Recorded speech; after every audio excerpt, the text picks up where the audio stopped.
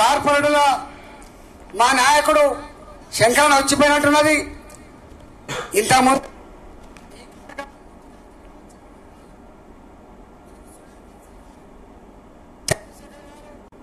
అభయ్ పటేల్ గారు, లక్ష్మణ గారు, విద్యాసాగర్ రావు గారు వాళ్ళు ఇంతకుముందే వచ్చిపోయిను. ఇంకా ఈ కార్యక్రమంలో మా మిత్రులు గిరివర్ధన్ రెడ్డి గారు, అదేవిధంగా పార్టీ జనరల్ సెక్రటరీలు మా మిత్రులు అక్క శృతక్క, మాధవి గారు,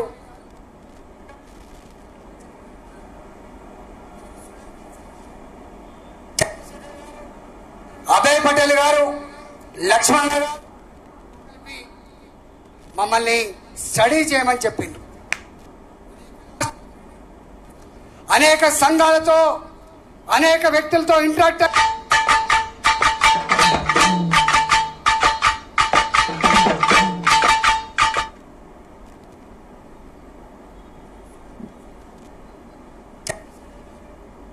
అభయ్ పటేల్ గారు, లక్ష్మణ గారు, విద్యాసాగర్ రావు గారు వాళ్ళు ఇంతకుముందే వచ్చిపోయిను. ఇంకా ఈ కార్యక్రమంలో మా మిత్రులు గిరివర్ధన్ రెడ్డి గారు, అదేవిధంగా పార్టీ జనరల్ సెక్రటరీలు మా మిత్రులు అక్క అని చెప్పి పెద్ద బుక్ ఉన్నది. మొట్టమొదటి స్కామ్ మిలిటరీ జీపులు కొనుక్కున్న స్కామ్. ఏం చెప్తాం? అందుకనే మీ చరిత్ర స్కామ్ల చరిత్ర, మా చరిత్ర తెలంగాణ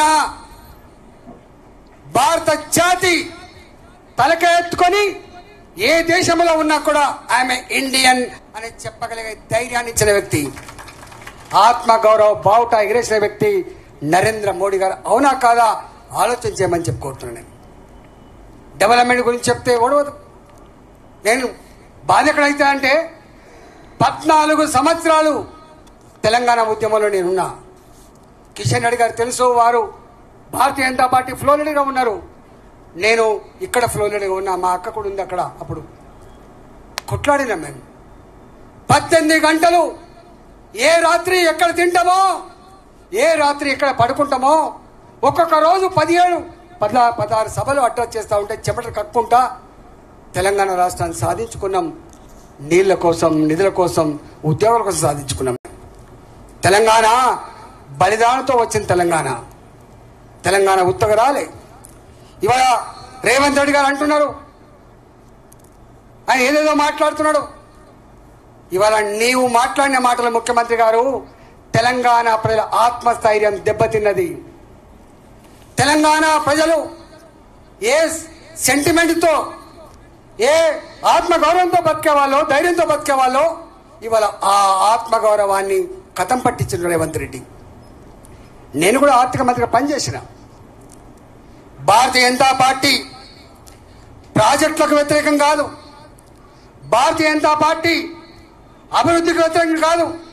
నేను మోడీ గారు ఒక మాట కూర్చోదలుచుకున్న ఈ సందర్భంలో వారు స్వయంగా నీతి ఆయోగ్ మొట్టమొదటి సభలో అన్న మాట ఏంటంటే, అందరూ రాష్ట్రాల ముఖ్యమంత్రులు ఉన్నారు. ఆ ముఖ్యమంత్రి సమావేశంలో నాకు ఏ రాష్ట్రంలో ఏ పార్టీ అధికారంలో ఉందో అవసరం లేని సబ్జెక్టు, నాకు అవసరమున్న సబ్జెక్టు అన్ని రాష్ట్రాలు కూడా అభివృద్ధి చెందాలనే కాన్సెప్టు. వారి మాటలు చెప్పాలంటే రాష్ట్రాల అభివృద్ధిలోనే దేశ అభివృద్ధి ముడిపడి ఉందని చెప్పిన మానవుడు నరేంద్ర మోడీ గారు. గుర్తుపెట్టుకోండి. ఆనాడు అహంకారంతో, కేసీఆర్ అహంకారంతో ఏ ముఖం పెట్టుకొని తెలంగాణకు వస్తారని చెప్పి పోస్టర్లు వేసిండు. ఆనాడు ఒకనాడేమో అదే మనిషి అదే నోరుతో మాట్లాడిన మాట ఏంటంటే పెద్ద విజనరీ.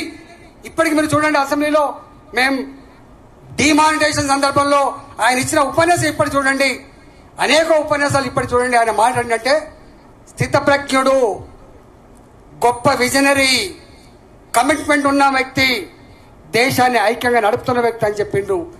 అదే వ్యక్తి కళ్ళు నెత్తికెక్కిన తర్వాత ఏ ముఖం పెట్టుకొని తెలంగాణకు వస్తా అని చెప్పిండు. ఇవాళ అంటున్నావు కదా, నేను అంటున్నా రామగుండం ఎరువుల ఫ్యాక్టరీ ఎప్పుడు మూతపడ్డది? ఎవడు కళ్ళ కూడా ఊహించలేని నా జిల్లా వాసిని 25 ఏళ్ల క్రితం మూతపడ్డది.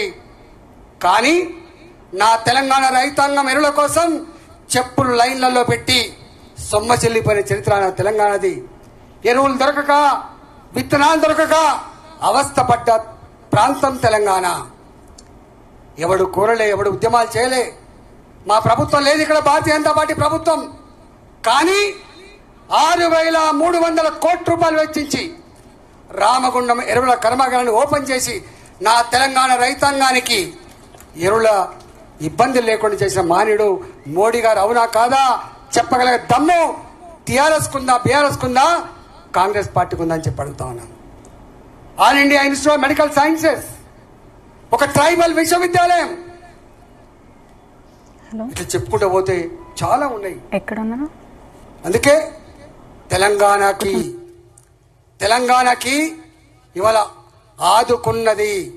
ఇవాళ ఇంతకుముందు కిషన్ గారు చెప్పినట్టుగా నినాదాలు, కాజీపేట కోచ్ ఫ్యాక్టరీ, ఇవాళ అది రియాలిటీ మా వరంగల్ జిల్లాలోకి తెలుస్తుంది, మా శేఖర్రావు గారు లాంటి వాళ్ళకి.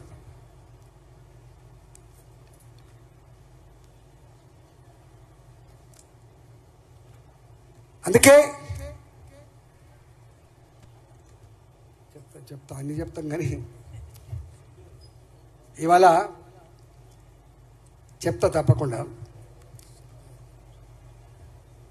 ఏ పేద దేశం అని భావించినమో, ఏ ఇల్లెట్రసీ కంట్రీ అని చెప్పి భావించినమో, ఇవాళ నాయకుడు ఉంటే ఎట్లా స్ఫూర్తి పొందుతారు, ఎట్లా ఎదుగుతారనడానికి సజీవ సాక్ష్యం. జన్ధన్ అకౌంట్లు ఓపెన్ చేసే నాడు నవ్విండ్రు.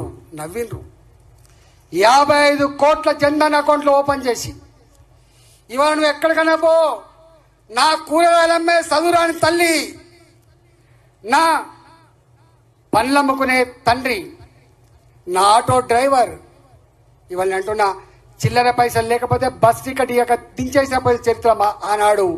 కానీ ఇవాళ చిల్లరతో అక్కలు లేకుండా ఇవాళ డిజిటల్ ట్రాన్సాక్షన్ లో నంబర్ 1 దేశం భారతదేశం. అమెరికా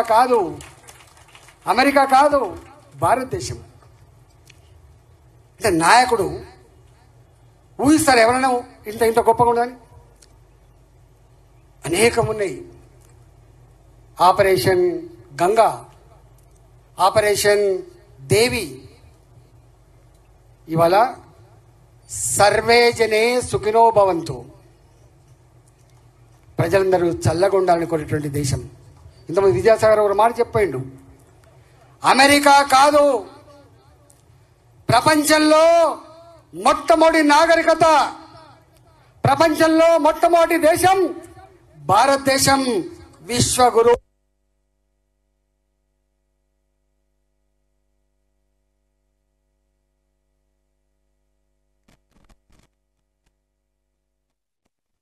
దేశం భారతదేశం.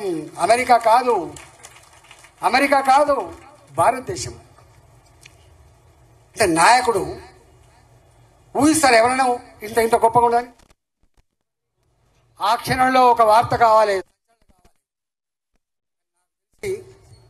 మోడీ గారు నా 11 ఏళ్ళలో చూసిన ఒక్కనాడు కూడా ఒక ప్రెస్ మీట్ పెట్టాడు. Work will speak. మాట్లాడద్దు.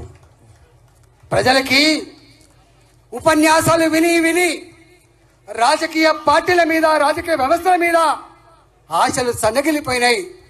ఇవాళ నా భారత ప్రజానికానికి కావాల్సింది మాటలు కాదు, చేతలని చెప్పి భావించాడు. ఇంతకుముందు మనం 1.5 hours విన్నాం మనం. లాల్ చౌక్, నా జమ్మూ అండ్ కాశ్మీర్లో నా జెండా ఎగరాలంటే, నా చట్టం అమలు కావాలంటే ఆనాడు ప్రాణం గాల్లో కలిసిపోయేది. కానీ వాళ్ళ దేశంలో ఒకటే దేశం, ఒకటే చట్టం. ఆనాడు ఒకటే దేశం కోసం, ఒకటే చట్టం కోసం బలిదానం చేసిన బిడ్డ శ్యామా ప్రసాద్